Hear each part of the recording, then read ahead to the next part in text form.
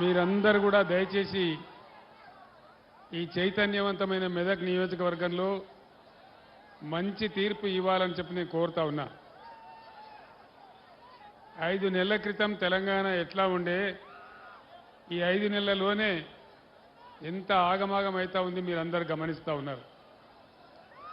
Congress party 6 గ్యారంటీలని అరచేతిలో వైకుంఠం చూపించి యావత్తు తెలంగాణ ప్రజానీకాన్ని దగా చేసింది, మోసం చేసింది. మీ అందరికీ కూడా తెలుసా విషయం. అనేక మాటలు చెప్పినారు, వాళ్ళ నోటికి మొక్కాలే, ఇష్టం వచ్చిన వాగ్దానాలు చేసినారు. వాళ్ళు ఇచ్చిన వాగ్దానం ఏది నెరవేరలే, ఒకటి కూడా సరిగ్గా అమలు కాలే. ఒకటే ఒక ఉచిత బస్సు అనేది పెట్టినారు, దాంతో మహిళలు కొట్టుకొని సస్తా ఉన్నారు. ఆటో రిక్షా కార్మికులేమో రోడ్డున పడి ఆత్మహత్యలు చేసుకుంటా ఉన్నారు. వాళ్ళు చెయ్యలే.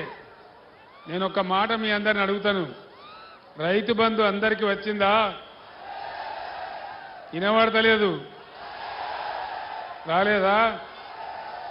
నిన్న మొన్న వేస్తామని మాట్లాడిండు, 9 తారీఖు అన్నారు.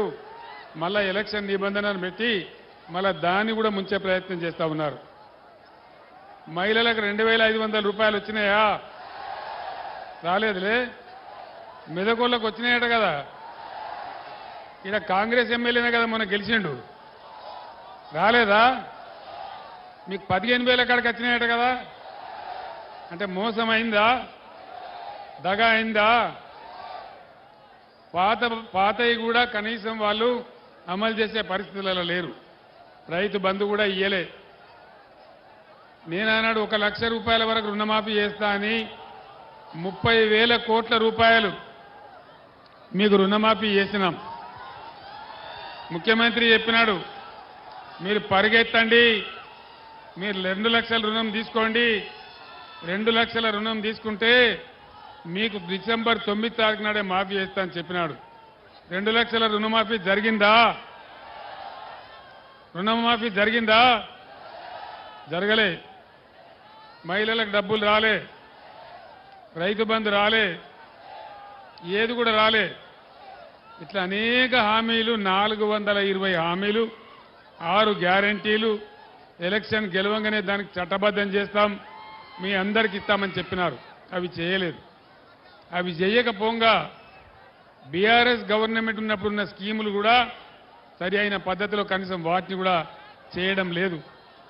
అన్నిటికంటే ముఖ్యమైన విషయం, మెదక్లో నేను మీ అందరికి మనవి చేసేది, ముఖ్యమంత్రి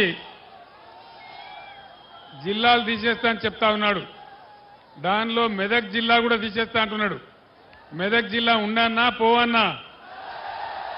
ఉండన్నా? మెదక్ జిల్లా ఉండన్నంటే మెదక్ పార్లమెంట్ అభ్యర్థిగా మన వెంకట్రామరెడ్డి గారు గెలవాలి. యుద్ధం చేద్దామా మెదక్ కోసం? ఆనాడు నేను చాలా ప్రేమతోని, నేను కూడా ఈ పాత జిల్లాలో పుట్టినవాడిని కాబట్టి, మెదక్లో ఎప్పటి నుంచో కోరిక ఉంది కాబట్టి మెదక్ జిల్లా కావాలని జిల్లా చేసుకున్నాం. ఇక్కడ మెడికల్ కాలేజీ తెచ్చుకున్నాం, బ్రహ్మాండంగా రామాయంపేట డివిజన్ చేసుకున్నాం. మీరు కోరిన కోరికలన్నీ చేసినాం.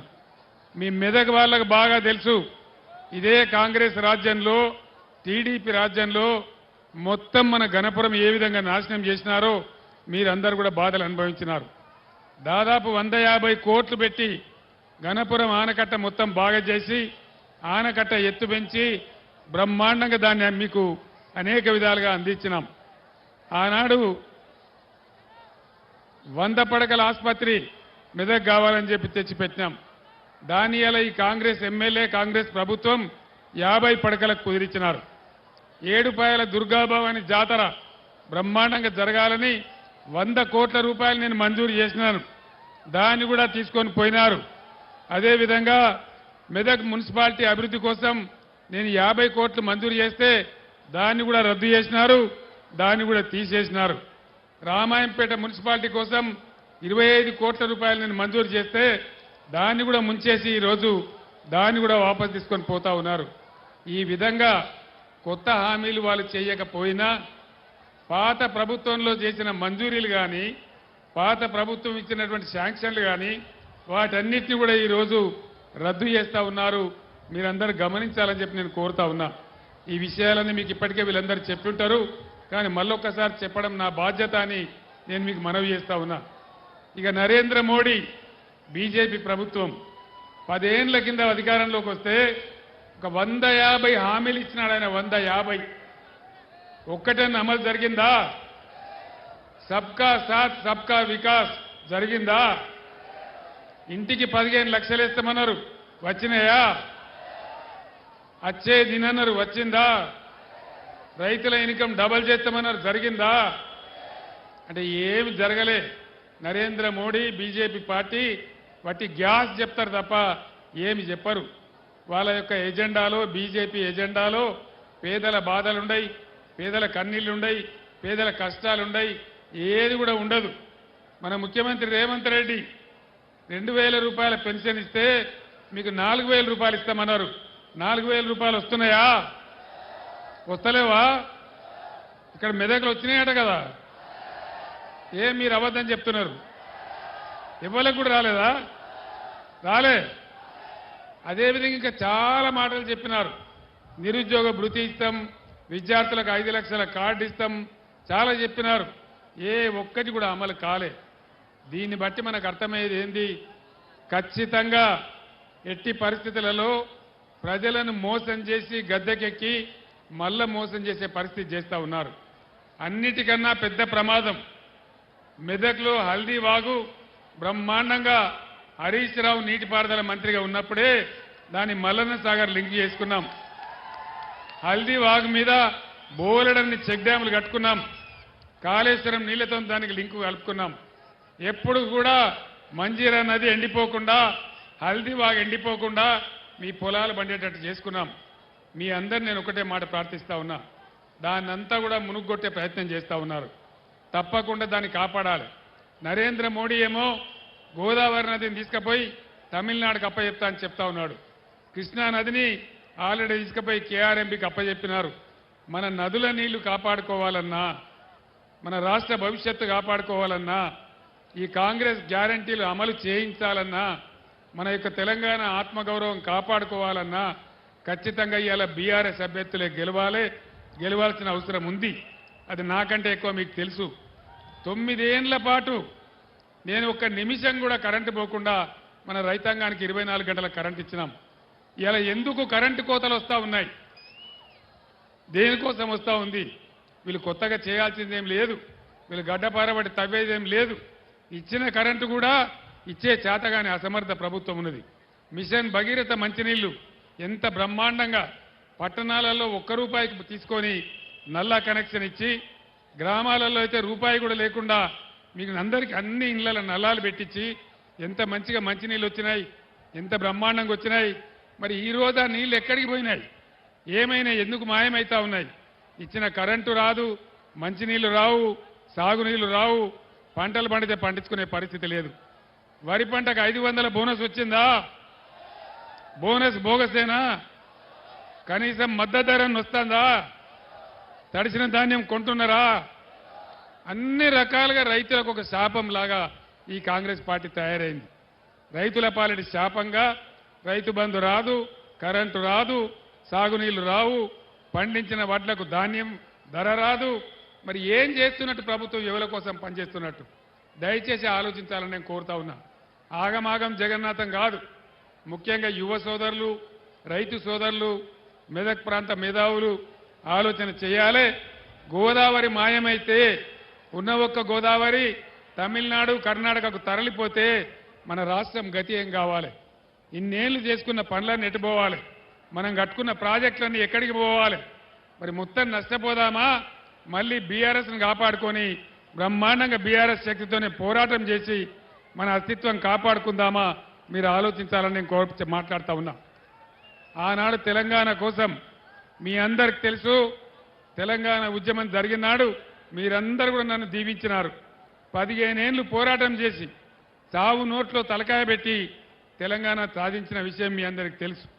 తెచ్చిన తెలంగాణను ఒకటొకటి బాగు చేసుకుంటూ ఒక పొదరిల్లాగా బ్రహ్మాండంగా చేసుకుంటా ఉన్నాం. మొన్న అసెంబ్లీ ఎలక్షన్లో కాంగ్రెస్ ఇచ్చిన వాగ్దానాలు నమ్మి మీరు కాంగ్రెస్కు ఓటేసినారు. అనవసరంగా మనం దెబ్బతినిపోయినాం. మళ్ళీ ఇప్పుడు ఈ కాంగ్రెస్ చేసే మోసాల నుంచి ఈ రాష్ట్రాన్ని కాపాడాలన్నా, నదుల నీళ్లు దక్కించుకోవాలన్నా, కరెంటు మనకు రావాలన్నా ఖచ్చితంగా బీఆర్ఎస్ ఎంపీలు గెలిస్తేనే బ్రహ్మాండంగా అందరినీ కాపాడగలుగుతారు. కాబట్టి నేను మీ అందరినీ కోరుతా ఉన్నా, వెంకట్రామరెడ్డి గారు ఒక రిటైర్డ్ ఐఏఎస్ ఆఫీసర్, ఇదే జిల్లాలో కలెక్టర్గా పనిచేసిన వ్యక్తి. ఆ ఇద్దరు అభ్యర్థుల కథ మీకు తెలుసు, నేను కొత్తగా చెప్పేదేం లేదు. బీజేపీ క్యాండిడేటు 100కి 100 అబద్ధాలు మాట్లాడతాడు. నరేంద్ర మోడీది ఎంత గ్యాసు, రఘునందన్ రావు కూడా అంతే గ్యాసు, అందులో ఏం అనుమానం లేదు. నిజమే కదా? దుబ్బాకలో ఇదే ప్రభాకర్ రెడ్డి చేతిలో మొన్న దాదాపు 55,000 ఓట్లతోని చిత్తు ఓడిపోయినాడు. నేను ఒక్కటే మాట మిమ్మల్ని అడుగుతున్నా, మెదక్ దుబ్బాకలో అసెంబ్లీకే చెల్లనటువంటి రూపాయి మరి మెదక్ పార్లమెంట్లో చెల్తుందా? దుబ్బాకలో చెల్లని రూపాయి మెదక్లో చెల్తుందా? తుక్కు ఓడగొడితే డిపాజిట్ ఓడగొట్టాలి, బుద్ధి చెప్పాలి. మీరు ఇష్టం వచ్చిన హామీలు ఇచ్చి మోసం చేస్తే ఇక్కడ మేము ఎడ్డోళ్ళం కాదు అని చెప్పి తెలంగాణ మళ్ళొక్కసారి పిడికిలి బిగించి మనం పోరాటానికి దిగాలి. మీ అందరు నేను కోరేది, నేను ఇదే జిల్లా బిడ్డను, మీకోసం నేను ఎంత పనిచేస్తున్నో మీకు తెలుసు. మెదక్ పట్టణాన్ని, మెదక్ ప్రాంతాన్ని ఏ విధంగా అభివృద్ధి చేసినామో మీకు తెలుసు. గణపురం ఆనకట్ట ఏ విధంగా బాగా చేసినామో మీకు తెలుసు. హల్దీ వాగు మీద ఎన్ని చెక్ డ్యాములు కట్టినామో మీకు తెలుసు. కాబట్టి మీ అందరినీ కూడా నేను ప్రార్థించేది, ఈ ఎన్నికల్లో ఒక విద్యావంతుడు, తెలివితేటలున్నవాడు, ఒక రిటైర్డ్ ఐఏఎస్ ఆఫీసర్, ఆయన డబ్బుల కోసం రాజకీయాల్లోకి రాలే. ఆయనకు ఆల్రెడీ పదవి కూడా ఉంది, ఎమ్మెల్సీగా పనిచేస్తూ ఉన్నాడు. ఇవాళ ఖచ్చితంగా కేసీఆర్ ఎంబడి నేను కూడా ఉండి కేసీఆర్తో పాటుగా ఈ తెలంగాణ అభివృద్ధి చేయాలి, ఈ ప్రజలకు అభివృద్ధి చేయాలి. మెదక్ నాకు బాగా ప్రేమ ఉన్న ప్రాంతం కాబట్టి, ఇక్కడ 3 జిల్లాలలో కలెక్టర్గా పనిచేసిన అనుభవం ఉంది కాబట్టి నేను నా తెలివితేటలు ఉపయోగించి ఈ జిల్లాకు ఉపయోగపడాలి, హరీష్ రావు కూడా అండదండగా ఉండాలి, బ్రహ్మాండంగా ముందుకు తీసుకుపోవాలని వెంకట్రామరెడ్డి గారు వచ్చినారు తప్పితే ఆయన స్వార్థం కోసం కాదు. ఆయన ఒకటే మాట చెప్పినాడు, ఎన్నికల్లో దిగంగానే అందరు వేరే మాట్లాడతారు, కానీ వెంకట్రామరెడ్డి గారు ఒక మాట చెప్పినాడు, 100 కోట్ల రూపాయలతోని ఒక ట్రస్ట్ ఏర్పాటు చేసి పేద విద్యార్థులందరికీ నేను సాయం చేస్తానని చెప్పినాడు. ప్రతి నియోజకవర్గానికి బ్రహ్మాండమైన కళ్యాణ మంటపం కూడా నేను కట్టిస్తానని మాట ఇచ్చినాడు.